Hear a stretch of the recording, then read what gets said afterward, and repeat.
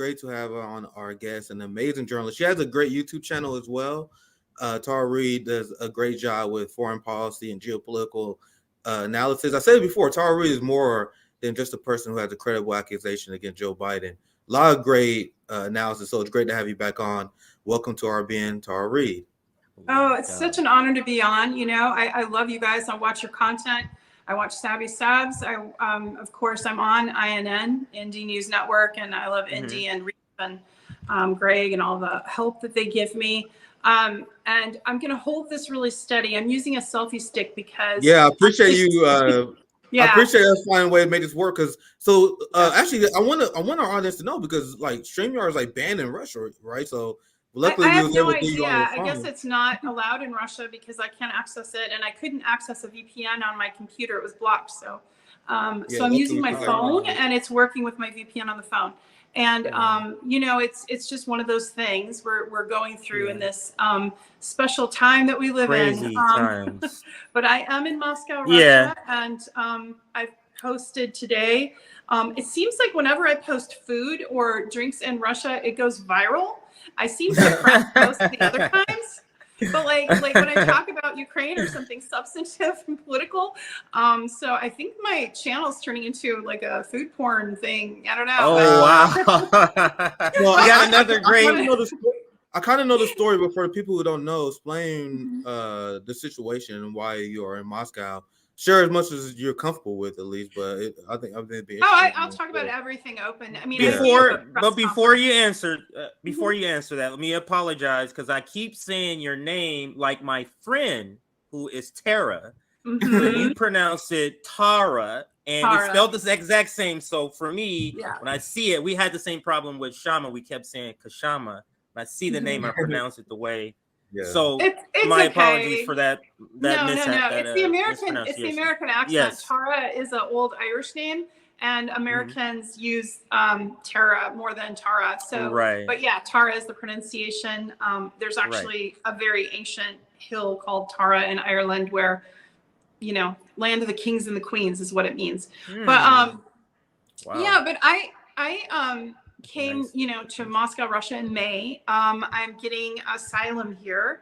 I was about to testify against Joe Biden in the committee that is looking at the weaponization of the DOJ and the FBI. I have a sealed indictment against me. To this day, I don't know what it says. My lawyers have been trying to get the answers. And I was here in Moscow because I'm publishing another book, and that will be coming out later this year, and then also adding to my book, and it's going to be in Russian, translated. So I was overseeing, you know, the translation, some details and the contracts and whatnot, and met with a publishing company, which is an international one, it happens to be based in Moscow, and thought, well, I'm on vacation, I'm going to go on, like, you know, and sightseeing, right? And so I only packed for a week. Didn't pack a coat, didn't pack the right shoes. You know, it was one of those things, didn't really say goodbye to people and things that, I mean, I would just do it differently. But I'm not returning to the United States. And what happened is, when I was here, it became clear that if I went back, I was going to be picked up at one of the airports, either in Istanbul, Turkey, or Seattle, Washington, and taken into custody, and I can be held up to 18 months without charges. Loosely, what I was being accused of was violating sanctions, because I accepted a plane ticket to Channel 1. And although that's not a violation of sanctions, while they figured it out, they could have held me. The sealed indictment sitting there like a spider, I don't know what that is. My lawyers have found out that there was a FISA hearing about me, which means that the government can basically surveil me, that was opened in 2019 when I came forward about Joe Biden. Joe Biden. Well, this is more example of Biden weaponizing his Justice Department, fam. He sure did. So you think it's a coincidence that they have all these white collar crimes, all these crimes that they don't go after, but now they decide to go after Tara Reade after she has a conspiracy violation? You guys think that's a coincidence? I want you to continue, but I just want to pose that question. Do you guys really believe that's a coincidence? That now they decide to go to Tara Reade now? Now the election's coming up. So you got And now they want to say that Biden's not weaponizing the Justice Department. Get the fuck out of here. But sorry, Tar, I want you. That's just insane. That's very triggering here. But it was very insane. And I was very outspoken about the Hoover Group, who is an African American socialist group. Yes. The leader of that group, Chairman O'Malley, has been an activist for 50 years. He doesn't have a foreign country telling him how to think or what to do. He is old school. He is the original OG of, activism and civil rights and calling out the American imperialism and the endless war machines. And that was his focus. They did, from what I understand, they basically did like a FaceTime or some sort of conversation with a group called Friends of Russia, basically to reach out person to person, which is a very natural thing to do because I have Russian friends. My cousin's Russian. And basically they were having a conversation about, that the governments might be fighting or, the US leadership may be calling Russia an enemy, but Russians don't feel that way. And certainly even the Russian government has made it very clear that they've wanted to be partners and simply have economic competition, innovation, and they never wanted, to be at war with NATO and the United States. So now Russia asked to join NATO at one point. Yeah, I'm pretty sure Russia asked to join NATO, and they was like, "Hell no." And Putin was one of the people who wanted to join NATO. For the people who think that Putin is just some madman who wanted to wage war against NATO, Russia tried to make peace with the West. The West did not want it. But sorry, Tara, I want you to continue. No, exactly. So back to Chairman O'Malley, he's 80 years old. And a lot of the work that they did was for their community in Missouri and in Florida for people that were trying to achieve economic stability. So it was, and midwifery, like there was a very high infant rate mortality. So that's where they poured their energy, was really trying to make local change. But you know what they did? Years ago, they stood up to Obama and they basically called him out and said he wasn't really representing the Black community in Florida in this particular district that was a very controversial district that they needed those votes. And Biden and Obama never forgot it. And they targeted them from then on. And the targeting, you can look up their website and find out. But now Chairman O'Malley and some other people are facing 8 to 10 years in prison. I read the full indictment. It's for sowing discord. That's basically what it's for. They were against the proxy war. And this is very chilling. It's basically, the Julian Assange precedent of how they've treated Julian, who is a publisher. Now they're going after activists. January 6th people, are being gone after with the FARA.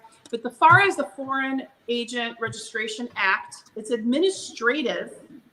It's a backdoor into the Espionage Act. And when you get into that realm, you 98% of those cases are convicted. I thought we gotta vote for the Democrat in order to stop fascism, though. Yeah, guys, it's clearly weaponization of government against their enemies. And as you said earlier, Molly and them, one of the things that got them in trouble for real was the fact that they believe in running candidates.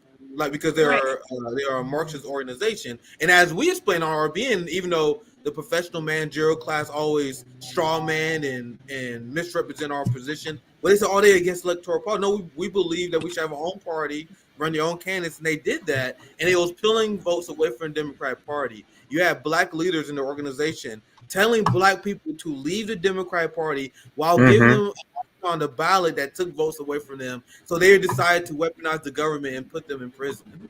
Like, fam, exactly. I mean, it's awful. Well, I lifted them up a lot, and I had communicated with Tucker Carlson. I raised up their story to Tucker. He covered it. That's 2 what weeks got him later, fired. he was fired.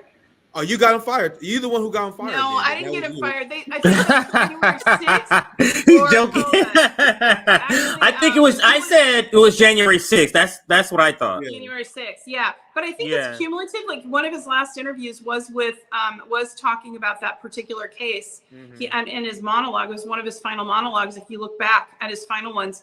And I think from what I understand, it had to do with the lawsuit with the voting. And in that lawsuit, they required that he be removed. Like that was one of the requirements of that settlement. that Fox lost, and Fox just sold out. I mean, basically they've become a tool, unfortunately, of the empire as well. I mean, you're looking at a uniparty, and it's just it. You have very few voices really speaking out. So I think that got me in some trouble. I had them on several times on my show. I was speaking out heavily against this proxy war. You know, Joe Biden has basically laundered $50 million is what's coming out. Probably that's the tip of the iceberg. He has 22 shell companies. You know, you don't do that kind of shell company moving around of money unless you're trying to hide something. But what's really, really striking is that we've now come close to World War III. We're in it, right? The world is now a very dangerous place in this moment in history. Joe Biden took us there. And in 2019, I did an interview and I said, if Joe Biden becomes president, he will take us to war with Russia. Because I remember his views of Russia back in 1993. The Soviet Union had fallen and they were already having meetings and said, and these were the exact words I heard, they said, Russia will never have a seat at the table. They meant it. And that really draconian, Russophobic, you know, xenophobic mentality has taken us to this moment in history. And I came here to Moscow because right before I was going to testify, I started getting a lot of death threats. So I went ahead and went with my trip, hoping that when I got back, things would be calmer and I would go to DC and, testify, but I'd be with other people, other whistleblowers were testifying as well, as you've seen. And so I was going to be part of all that process, hopefully, and then also testify with my case, maybe with the Judiciary Committee, if they could get it there. Well, while I was here, I found out that there was Interpol red notices possibly pulled on me. So they would have pulled me and what those are international arrest warrants, where another government for the US will take you into prison. So I could have ended up in Turkish prison for a little while until I figured it out. And they'll just hold you there until whenever. They don't have to give charges. They don't have to give a reason. They can just take you. So I got a really good lawyer, Rada Sterling and John Levy. They've been looking into all of my case and trying to help.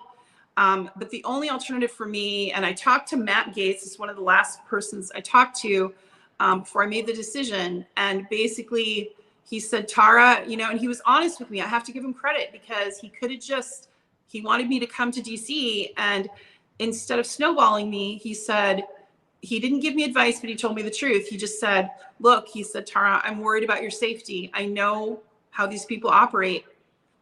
And that was that. It was that and some other conversations with some former intelligence that I don't want to talk about right now. But basically they were saying they're going to grab you. They don't want you testifying because I had witnesses that were going to go on the record. It was going to be, people corroborating my story and people that have not come forward publicly. And they knew it, and Biden knew it. And so, of course, this was a perfect thing, get me stuck, somewhere where I can't testify. So I hope I can testify via remote. I've requested it. There's been no further conversations about having me testify. So there you have it. And I requested asylum. And I decided, and Russia is beautiful. Moscow, Russia is beautiful. They don't want us to know how good it is here. They've got a thriving middle class. You don't see homeless people. You don't see people walking around like zombies hooked on drugs. You don't see poisoned food with chemicals. It's banned. GMOs are banned here. And so is Monsanto. Yeah. And you see a lot of community, a lot of families. You see a lot of happiness because you've got a working class. 80 to 90% of people like my daughter's age, she's in her 20s, out of college, own their own apartments or have access to even a dacha. 80 to 90% home ownership here. And that's not with a bank, that's outright. So, Vladimir Putin, for whatever criticism he gets internationally, he takes care of the Russian people. And now he's rebuilding Donbass.